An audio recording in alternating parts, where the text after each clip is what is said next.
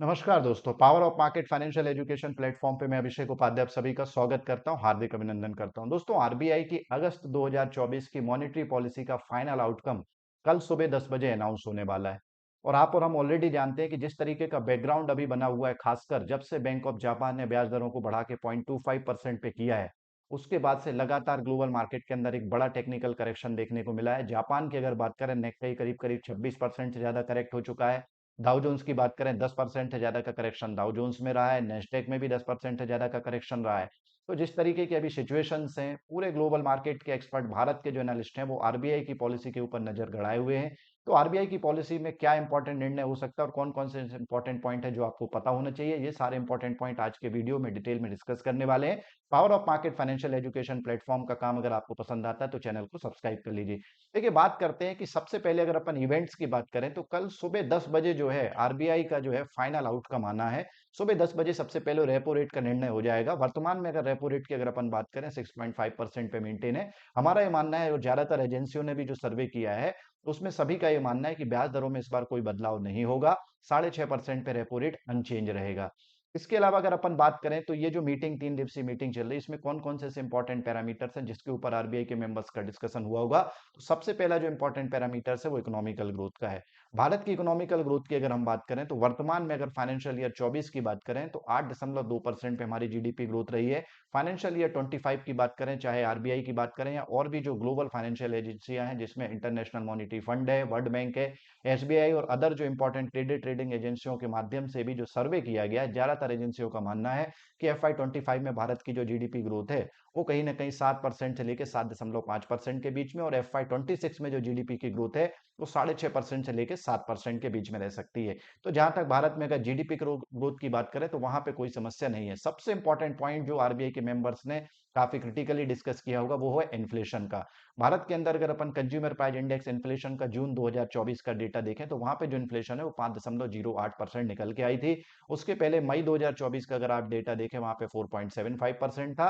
और अप्रैल 2024 में भारत का सीपीआई का डेटा 4.83% था। तो ये कहीं ना कहीं बता रहा है कि भारत के अंदर अभी भी जो इन्फ्लेशन है वो 5% के आसपास चल रही है। जबकि आरबीआई ने जो सीपीआई का जो टारगेट सेट किया है वो 4% के आसपास का किया है। रिसेंट में कुछ इंटरव्यूज में भी जो आरबीआई के गवर्नर साहब हैं, उनकी स्पीच से, उनके ज्यादातर आंसर से यही सिग्नल मिल रहा है कि इस बार ब्याज दरों में लगता है कोई भी कटौती नहीं की जाएगी।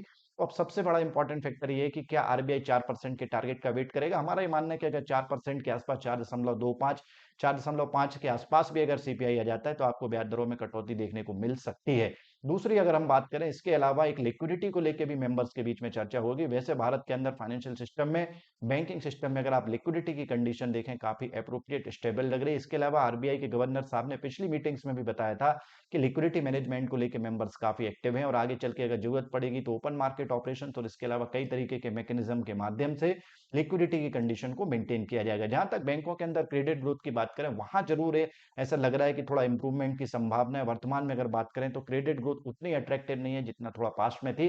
तो इसको लेके हो सकता है कि आरबीआई के गवर्नर साहब और मेंबर्स के बीच में कुछ डिस्कशन हुआ था। और पांचवी की अगर हम बात करें, कहीं ना कहीं ये लग रहा है कि जो भारत के अंदर फाइनेंशियल सिस्टम, बैंकिंग को लेके जो स्टेबिलिटी की बात है काफी साउंड लग रही है। अगर आप देखेंगे पीछे पर्सनल लोन को लेके, खासकर जो अनसिक्योर्ड पर्सनल लोन है, वहां पे आरबीआई गवर्नर साहब ने कई बार बैंकों को चताया था और उसके बाद कई तरीके के मेजर्स लिए थे, जिसके बाद कंडीशंस में इंप्रूवमेंट देखने को मिला है। अगर ग्लोबल फ्रंट पे हम बात करें इन्फ्लेशन की, तो अमेरिका के अंदर जो सीपीआई का डेटा है वो 3% के आसपास चल रहा है। इसके अलावा आपको ये भी पता है कि अमेरिका के अंदर जो जीडीपी ग्रोथ की कंडीशन है, कैलेंडर ईयर 24 में फोरकास्टिंग देखें तो 2% से लेके 2.75% के बीच में रह सकती है। तो ओवरऑल ग्लोबल इन्फ्लेशन की बात करें, थोड़ा वहां पे भी डाउन सॉफ्टनिंग देखने को मिली है, पर अभी और इंप्रूवमेंट होने की जरूरत है। इसके अलावा अगर अपन ग्लोबल कमोडिटी मार्केट की बात करें, खासकर इंडस्ट्रियल मेटल में, अगर आप कॉपर की बात करें, जिंक की बात करें, लेड और एल्यूमिनियम की बात करें, सिल्वर की बात करें, वहां पे थोड़ा प्राइस सॉफ्टनिंग हुई है जिसका मार्केट को फायदा मिल सकता है। इसके अलावा ग्लोबल अगर अपन एनर्जी प्राइजेस की बात करें, खासकर क्रूड ऑयल की बात करें, तो जो ब्रेंट क्रूड ऑयल का डेटा है वो काफी टाइम से $80 पर बैरल के आसपास चल रहा है, वर्तमान में $76 पर बैरल के आसपास चल रहा है। तो जो एनर्जी बास्केट है वहां पे जरूर ग्लोबल फ्रंट पे काफी सॉफ्टनिंग मिली है जिसका मार्केट को फायदा आने वाले दिनों में देखने को मिल सकता है। तो कल जब सुबह 10 बजे अनाउंसमेंट हो जाएगा तो वहां पे तो पॉसिबिलिटी यही लग रही है ब्याज दरों में कोई चेंज नहीं होगा, पर उसके बाद में जब आरबीआई के गवर्नर साहब अपनी स्पीच शुरू करेंगे एक सवा घंटे के आसपास, 10 बजे के बाद में उनकी स्पीच रहेगी, उसमें देखना होगा कि किस तरीके के सिग्नल, किस तरीके के स्टेटमेंट वो मेक करते हैं, इकोनॉमी को लेके क्या कहते हैं, इन्फ्लेशन को लेके क्या कहते हैं, और किस तरीके के सिग्नल देते हैं, क्योंकि वहीं से मार्केट जो है रिएक्ट करने की कोशिश करेगा। इसके बाद जो है उनका प्रेस कॉन्फ्रेंस होगी और अलग अलग जर्नलिस्ट कई तरीके के क्वेश्चंस के माध्यम से हमें भी सिग्नल मिलेंगे कि मार्केट आगे क्या कर सकता है। तो ये देखना काफी इंटरेस्टिंग होगा। प्रश्न ये उठ रहा है कि कल जो आरबीआई की पॉलिसी निकल के आना है उसका बैंक निफ्टी के ऊपर क्या असर पड़ सकता है। तो बैंक निफ्टी के अगर आप टेक्निकल सेटअप को देखेंगे तो लॉन्ग टर्म स्ट्रक्चर काफी टाइम से लगातार नीचे की तरफ का ट्रेंड बना रहा है। अगर बैंक निफ्टी की हम बात करें 53,300 से लेके 49,600 तक ये करेक्ट हो गया है। शॉर्ट टर्म बेसिस पे भी इसका टेक्निकल ट्रेंड थोड़ा नेगेटिव साइड पे है। 100 डे का एक्सपोनेंशियल मूविंग एवरेज के आसपास ये अभी चल रहा है। वर्तमान अगर अपन लेवल्स की बात करें तो ये जो 49,500 का सपोर्ट है ये काफी क्रिटिकल सपोर्ट है।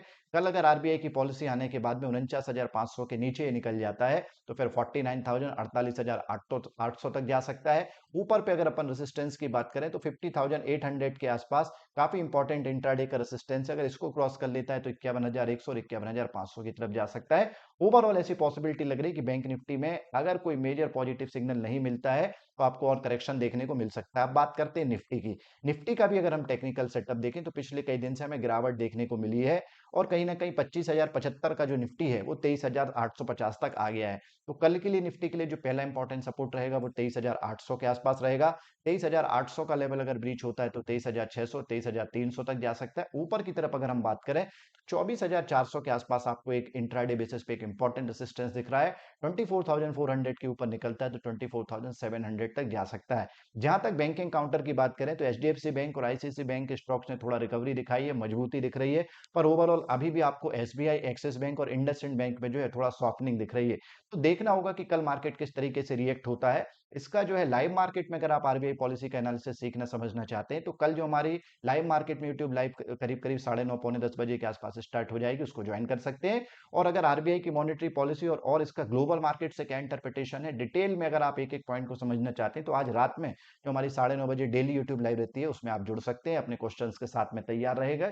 और ये आज का जो हमारा वीडियो था अगर आपको पसंद आया है तो इसे लाइक शेयर सब्सक्राइब करिए। अब रात में आपसे यूट्यूब लाइव में मुलाकात होगी। Thank you very much.